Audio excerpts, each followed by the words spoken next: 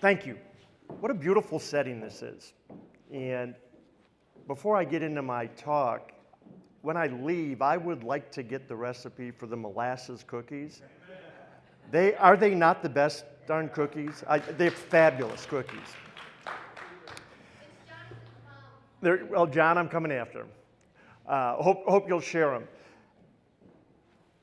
Do I need to talk to any of you and describe how messed up Lansing is or Washington, D.C. is?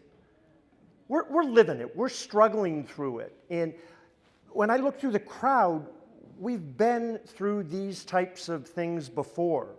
And I want to talk about hope and a way forward. Because we all know what the issues are. But there is hope and there is a way forward. And that way forward starts with the people. See, in America, where we get to choose our elected officials, the only place in the world that gets to choose their leadership with the process of an election the way we do,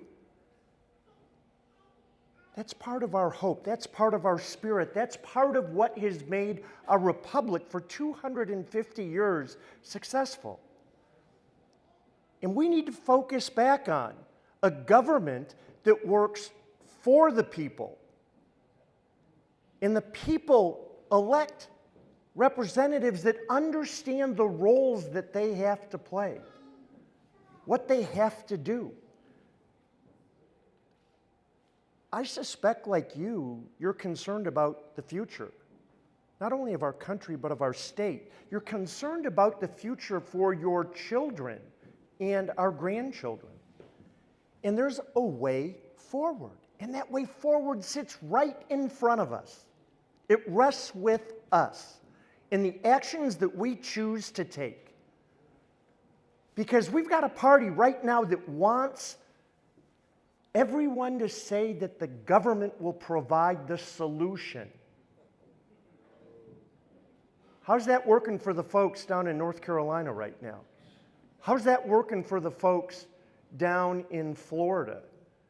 See, I don't think that the government's role is there to provide a solution. I think the government actually is the problem. And thank you.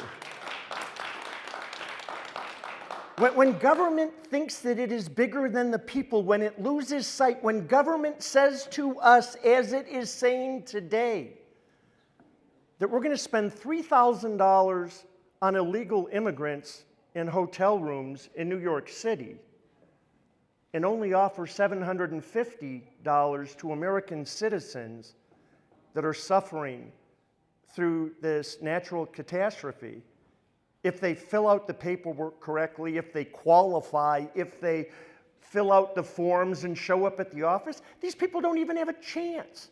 And that tells me that government has lost sight. So your concerns, my concerns, they're the same. In Branch County, the issues that are important to you are the same issues that we're experiencing in Oakland County, and other parts of Michigan, and actually the same issues that America is experiencing. We've got problems, and you know what the consistent factor is? Democrats representing our state, Democrats in Washington, D.C., that have lost touch with the people. That's the issue. That's what's shared for all of us. So, what's a way forward? I want to go back to 1979. The country was divided. The country was split. We had racial issues. We had 21% inflation. Our own president said that we had lost our identity and our confidence. And a guy by the name of Reagan came along. And he had some great quotes. I love his quotes. One of which I think you'll agree with me is the 10 scariest words in the English language. I'm from the government and I'm here to help you. You know what? Again, we don't need the government to help us. What we need are people like you to roll up your sleeves and take your destiny into your own hands. that creative power, that innovation that has made our country great, the government can't do. The government doesn't make success. The government doesn't make prosperity. What the government does when it's functioning properly is gets the hell out of the way. It allows you to innovate. It allows you to control your destiny. And the morals and the values that we share, faith, family, community, hard work, are the solutions that we can bring. So we've got challenges and we've got a shared history that we can talk about, but let's talk about the future. And I brought up Ronald Reagan because in 4 years, he turned the country around. We had the greatest economic boom up until 2016. And then, who showed up in 2016? Anybody want to help me? There was a guy, a business guy. What the heck's his name? Oh, Trump. Yeah, that's right. Thank you. I appreciate that. And he didn't listen to what government said. You know, he was really popular when he wasn't in politics. They took his money. There's Oprah Winfrey saying she loves him, and the left inviting him, and he's making donations, and the right's inviting him, and they're making donations. And they all thought Donald Trump was great until he said, you know what? Something's broken. And while I don't need to do this, I love my country, and I understand what the people need, and I'm willing to serve. I'm willing to go out and do what it takes. Not for him. What does Donald Trump get out of this? You know, if someone can tell me the way his family has been attacked, his policies have been attacked, his businesses, what's in it for him? I actually think I know. You are what's in it for him. And in 4 short years, the middle class, the lower half of the middle class, really important to understand because everyone said Donald Trump couldn't do it. The middle half of the lower class increased their personal net worth 40%. We had the lowest black unemployment in recorded history, the lowest Hispanic unemployment in recorded history, the lowest inflation in recorded history. In fact, the Democrats have had to change how to calculate it, even to compete. And when Kamala Harris says she doesn't want to look back, I want to point out why she doesn't want to look back. Because Donald Trump has a proven track record. He produced for us, didn't he?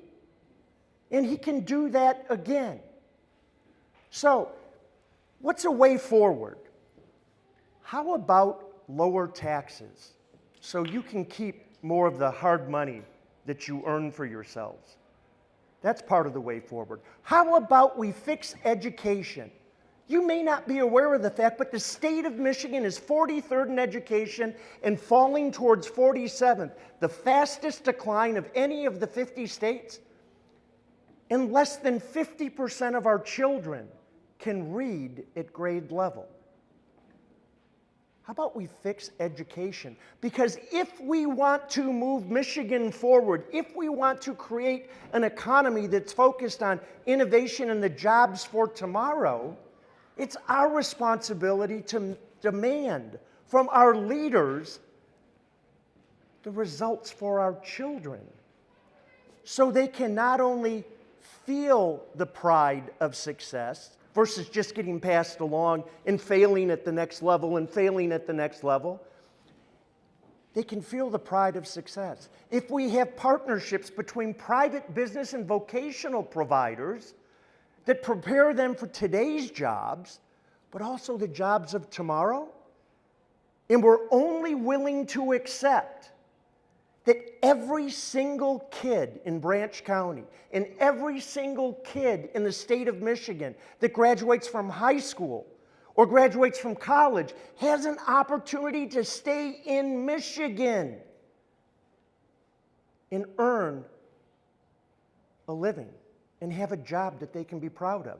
Currently, Michigan ranks last in retaining college graduates of any state in America. You deserve better, we deserve better, and with the proper leadership, we can get it. You cannot believe that we can't win.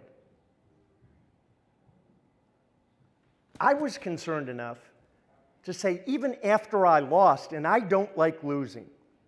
I don't like losing at all. I don't like second place. And for me, second place is a pack of dogs, okay?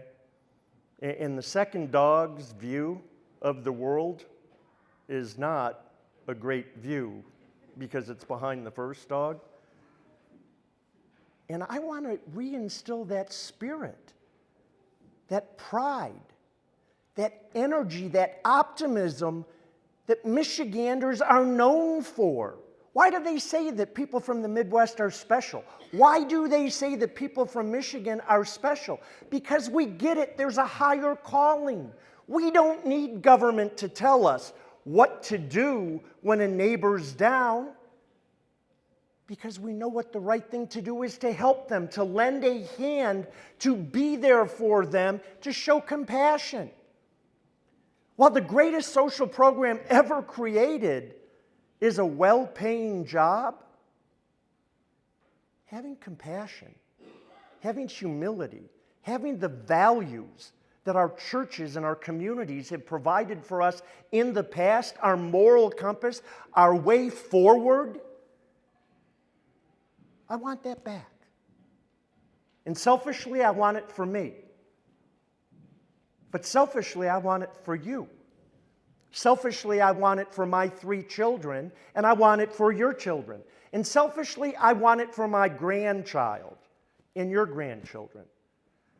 You see, if we provide the proper leadership, if we focus not just on an economy, but if we focus on community and faith in conjunction with economy, we create a society that fills the needs that have made our country great. Now, does anyone disagree with that? Isn't that really what we want, that spirit, that optimism? When Ronald Reagan said that we wanted to be a shining city on a hill, my God, that gave me goosebumps. I remember exactly where I was when he gave that speech. When Donald Trump talked about what he wanted for Americans, it gave me goosebumps again, and they both delivered, and we're in the same spot. See, things aren't that different. We have high inflation. We have racial tension. We have illegal immigration as a major issue. We have a government that has really stopped serving the people because they want you working for the government instead of the government working for you. Boy, I hope I didn't bore you. Oh my God, the worst thing that could happen. Thanks. Just kidding, sorry. Very dry humor, deprecating humor. So, that's Russ Jackson, he's all right. No, he's a good man. So with that thought in mind, I think that what we need to do, this is like the fourth quarter. We've got less than 30 days left. And Garrett played football, I played football. I remember in high school that our coach, our motto was go for 4. And that meant that we would play in the fourth quarter just as hard as we played in the first quarter. And that took us to a state championship. We didn't win, but we hadn't been there for a heck of a long time. And that hard work, we rolled up our sleeves, we got it done. That's what the people of Michigan do, is roll up their sleeves and get things done. And that's what we need to do now. We need to focus. We've got 30 days left.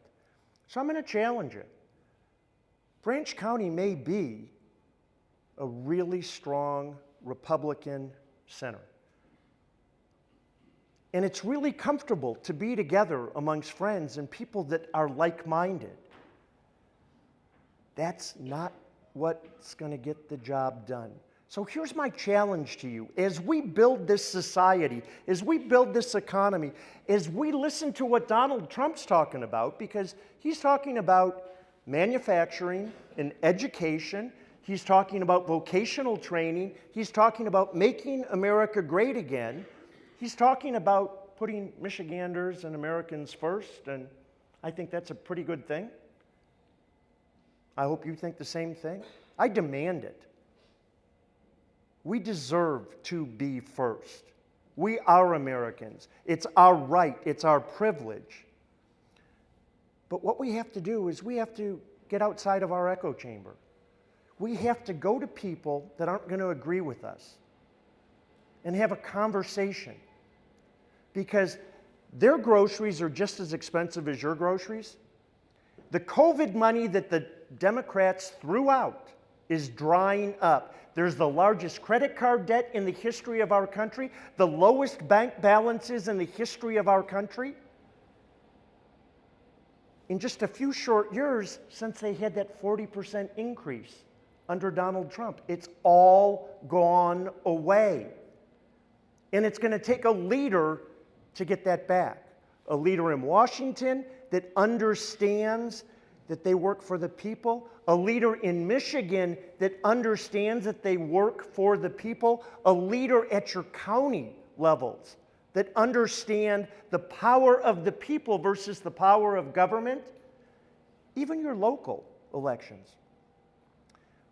We've got to have those conversations with the people who are going to determine it. So Gen X, Gen Y, Gen Z, millennials, they are 51% of the registered voters in this election. 51%. In 2026, they're going to be 58%. We need to understand, we need to hear, we need to help them understand the optimism and the spirit of what makes America great and what makes Michigan great. And we need to provide them a plan. And the plan that I talk about as our way forward is similar to what Donald Trump's talking about. There has to be consistency. There has to be a focus. And you guys get it, but not everybody gets it. So I would encourage you, get outside your echo chamber. Go out and talk to people, because they are in the same fear sphere as we are. They don't know what to do. And the Democrats hammer away at one issue that I don't want to bring up because that's all they've got. I have not seen a policy ad from the Democrats on anything other than abortion. I did bring it up. I'm sorry. America's problems are much deeper. And you folks hold the key. It's the way forward. Know who you're electing.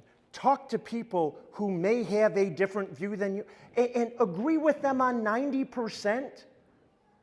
Because if you don't like Donald Trump, you don't like his personality.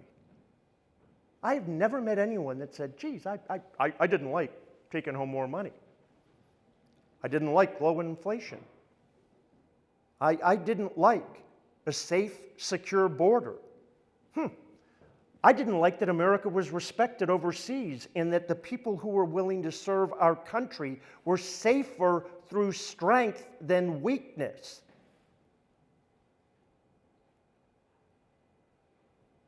They don't understand that it's not about the guy's personality. Great leaders are great because they put it out there. So, help me. Garrett and I have gone all over the state talking to people. I'm not running for anything. I'm doing it because I love Michigan. I believe in you. I believe in the people of this state and our country. And I want for you and our children and our grandchildren what we've been able to experience in our lifetimes. The greatest country in the world, the United States of America, in the greatest state in that country, Michigan. Thank you for listening. God bless you. God bless Michigan. God bless America.